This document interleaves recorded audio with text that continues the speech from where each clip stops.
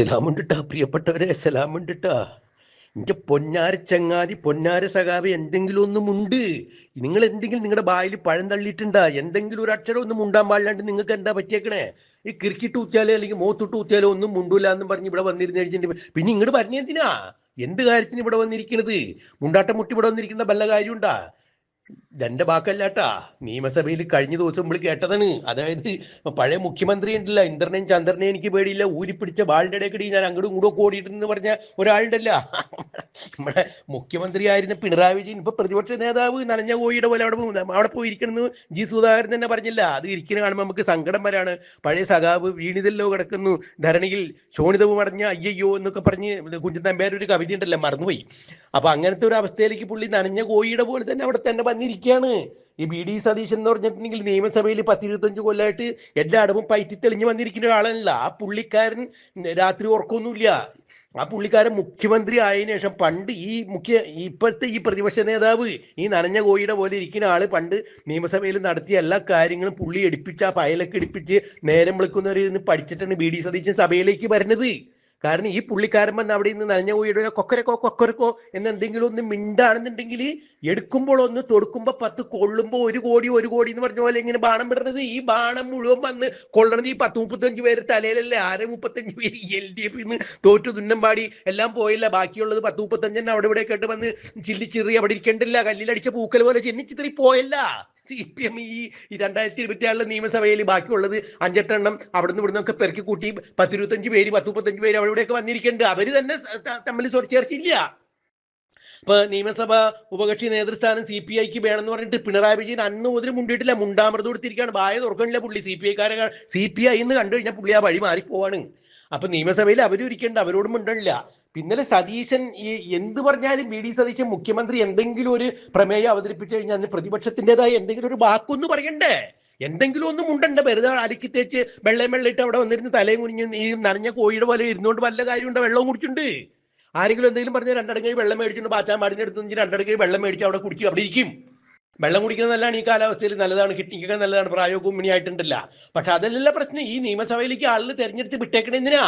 ആളുകളുടെ പ്രശ്നങ്ങൾ എന്തെങ്കിലും ഒന്ന് സംസാരിക്കണ്ടേ മുഖ്യമന്ത്രി? ഇപ്പൊ PM ശ്രീയിലായാലും കൊള്ളാം, അല്ലെങ്കിൽ വീര്യം കുറഞ്ഞ മദ്യത്തിന്റെ പേരിലായാലും കൊള്ളാം, അല്ലെങ്കിൽ വിഴിഞ്ഞം അദാനിയുടെ എയർപോർട്ട് അല്ല അദാനിയുടെ സീപോർട്ട് MSC കമ്പനിക്ക് 49% അവര് ഓഹരി കൊടുത്തായാലും കൊള്ളാം. ഇതൊക്കെ ബി ഡി സതീശന് ഒന്നിനൊന്നായിട്ട് ഇങ്ങനെ വർണ്ണിക്കുമ്പോ അത് പിണറായി വിജയന്റെ പഴയ കാലത്തെ ഫയലൊക്കെ എടുത്തിട്ട് വന്നിട്ടുണ്ട്.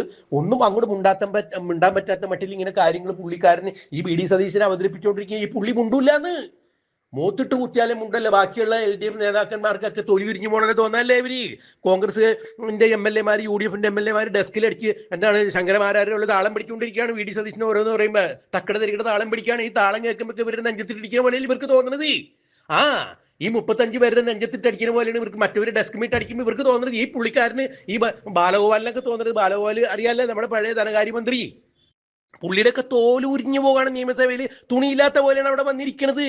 തുണി എടുത്തിട്ടുണ്ട് 2-3 പ്രാവശ്യമൊക്കെ അങ്ങോട്ടും ഇങ്ങോട്ടൊക്കെ നോക്കും, താഴേക്ക് നോക്കും, മുണ്ടഴിഞ്ഞു പോയിട്ടുണ്ട്. അതുപോലെ നാണം കെട്ട് നാറിയിരിക്കേണ്ട അവസ്ഥയാണ്. എന്ത് ചോദിച്ചാലും മിണ്ടാൻ പറ്റല്ലേ? ഈ പ്രതിപക്ഷ നേതാവ് എന്ന് പറഞ്ഞ ആൾ എന്തെങ്കിലും ഒന്നും ഉണ്ടണ്ടേ? ഇപ്പൊ BD സതീശൻ മുഖ്യമന്ത്രി ആവണേനും ഒരു മന്ത്രി പോലും ആയി പരിചയമില്ല. പക്ഷെ 10-25 കൊല്ലം നിയമസഭയിൽ വന്നിരുന്ന അതിന്റെ എല്ലാ കള്ളികളും പുള്ളിക്കറിയാം. എന്തുട്ട് എവിടെ പറയണം, എങ്ങനെ പറയണം, എന്ത് രേഖകളൊക്കെ അതിന് വേണമെന്നൊക്കെ പുള്ളി പഠിച്ചിട്ടുണ്ട്. ഇങ്ങനെ വരികയാണ്, ക്ലാസ് എടുക്കാൻ പറഞ്ഞ പോലെയാണ് പറഞ്ഞത്.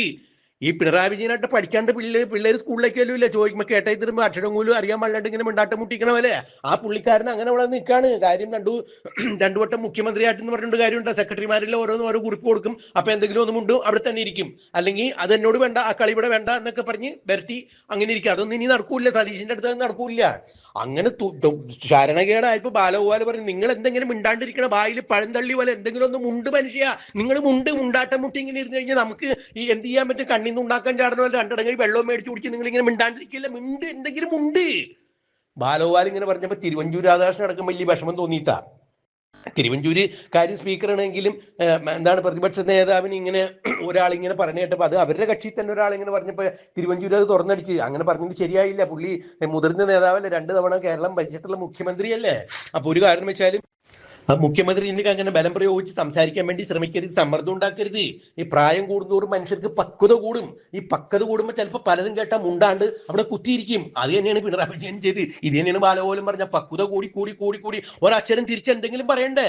ഇതിപ്പോ നിയമസഭയിൽ 102 അംഗങ്ങൾ കോൺഗ്രസിന്റെ UDF ഉള്ളതുപോലെ ഈ 102 കൂടെ ഈ 35 ചേർക്കേണ്ടി വരും എന്നാണ് പറയുന്നത്. കാരണം അവര് പറയണതിന് തിരിച്ചൊരു അക്ഷരം ആരും മുണ്ടാനില്ല. മുണ്ടണ ആളാരെ ഈ പ്രതിപക്ഷ നേതാവിൽ എന്തെങ്കിലും മുണ്ടാൻ പറ്റണ്ടേ, മുണ്ടിക്കണ്ടേ? സതീശൻ എന്തെങ്കിലും മുണ്ടിക്കഴിഞ്ഞോ ഒന്ന് അങ്ങോട്ട് കൊടുത്തു കഴിഞ്ഞാൽ സതീശൻ 3 ആയിട്ട് ഇങ്ങോട്ട് കൊടുക്കും. അപ്പൊ പിന്നെ മിണ്ടാൻ പറ്റണില്ല. പിണറായി വിജയൻ അതിലും ഭേദം ഈ വടി കൊടുത്ത് അടി മേടിക്കണ്ടെന്ന് കണക്കേക്ക് മിണ്ടാണ്ടിരിക്കുമ്പോ ബാലോപാല് പിന്നെ നിന്ന് കിറുക്കിട്ടുപോലെ പിന്നെ പറയും എന്തെങ്കിലും ഒന്ന് മിണ്ട്, നിങ്ങൾ എന്താ മനുഷ്യൻ മിണ്ടാണ്ടിരിക്കണം, എന്തെങ്കിലും ഒന്ന് മിണ്ട് എന്ന് പറഞ്ഞ് അങ്ങനെ പറയാണ്. അപ്പൊ എന്തുന്നാ സംഭവം തൊട്ടാ ഒരു ഒരു കാര്യം ഈ സതീഷിന്റെ അടുത്ത് പറയാൻ പറ്റണില്ല. PM ശ്രീ പദ്ധതിയിൽ നിങ്ങൾ ചെയ്ത് ശരിയായില്ല എന്ന് പറഞ്ഞപ്പോ തന്നെ സതീഷിന് പകരം എഴുന്നേറ്റിരുന്ന് പറഞ്ഞത് PK ബഷീറാണ്, സീതി ഹാജിയുടെ മോൻ. അള്ളാ അറിയാല പുള്ളീനെ. സീതി ഹാജി എന്നെ തമാശയിലൂടെ കാര്യങ്ങൾ പറഞ്ഞ ആളാണ്, കുഞ്ചൻ നമ്പ്യാരെ പോലെ ചിരിയിലൂടെ ചിന്തിപ്പിക്കുന്ന ആളാണ്. അതിനപ്പുറമാണ് PK ബഷീർ. ആ PM ശ്രീയുടെ കാര്യത്തിൽ തന്നെ പറഞ്ഞത് നിങ്ങൾ എവിടെയെങ്കിലും ഒക്കെ പോയി പുള്ളി ഉണ്ടാക്കിയിട്ടുണ്ടെങ്കിൽ അത് അബോർഷൻ ചെയ്യേണ്ട ഞങ്ങളുടെ കാര്യമില്ല. PM ശ്രീ നിങ്ങളുടെ കുട്ടിയാണ്, അതിന് ഞങ്ങൾക്ക് അത് അബോട്ട് ചെയ്യേണ്ട കാര്യമില്ല. നിങ്ങൾ നിങ്ങളുടെ കാര്യം നോക്കുന്നു പറഞ്ഞ് സഭയിലിട്ട് പിണറായി വിജയനെ മുണ്ട് വലിച്ചഴിച്ച് ദൂരെ കാട്ടിക്കളഞ്ഞ് അവിടെയൊക്കെ വലിച്ചഴിച്ചുകൊണ്ട് നടക്കുന്ന കാഴ്ചയാണ് കണ്ടത്.